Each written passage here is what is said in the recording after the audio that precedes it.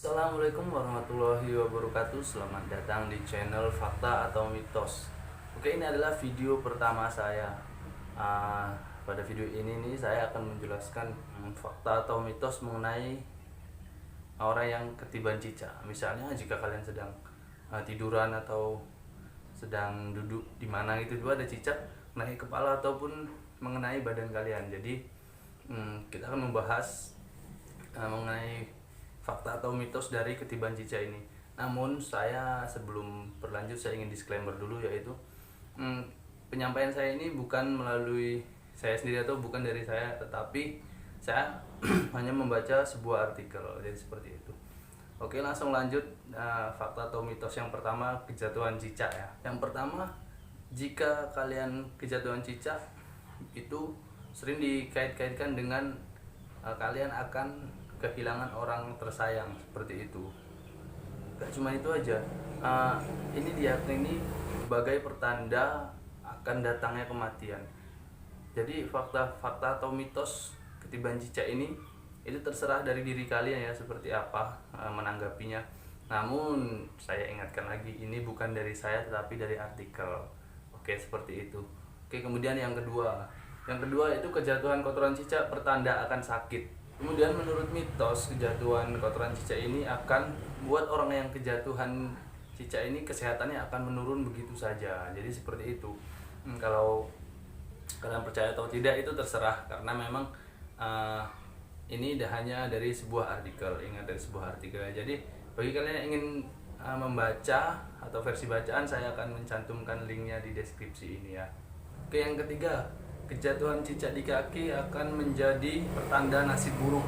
Pertanda nasib buruk. Menurut tradisi Hindu, cicak yang terjatuh di kaki atau paha adalah tanda hal buruk akan terjadi. Biasanya hal ini disangkutkan dengan kerugian finansial, kesehatan yang memburuk, dan rencana dalam hidup yang selalu gagal. Oke, yang keempat yaitu ada kejatuhan cicak di tangan adalah pertanda baik. Ya, walaupun banyak mitos mengenai kejatuhan cicak ini membawa sial ya, tapi ada satu mitos ataupun fakta ya, kejatuhan cicak di tangan adalah salah satu pertanda baik. Jadi pada umumnya orang yang kejatuhan cicak di tangan itu bisa menjadi pertanda baik. Nah, salah satunya mendapatkan pekerjaan baru, keuangan yang lebih lancar, serta mendapat apresiasi dari orang-orang sekitar. Jadi bagaimana menurut kalian mengenai pertanda baik yang satu ini? Kalian boleh komen di bawah sini ya. Oke, yang kelima yaitu ada pertanda buruk lagi nih dari kejatuhan cicak menurut artikel ini ya. Yaitu jika kalian kejatuhan cicak di bagian punggung dan pantat, akan terjadi sebuah kejadian buruk lagi. Menurut kepercayaan orang Hindu, kejatuhan cicak di punggung dan di pantat adalah tanda kehancuran. Jadi gimana ya?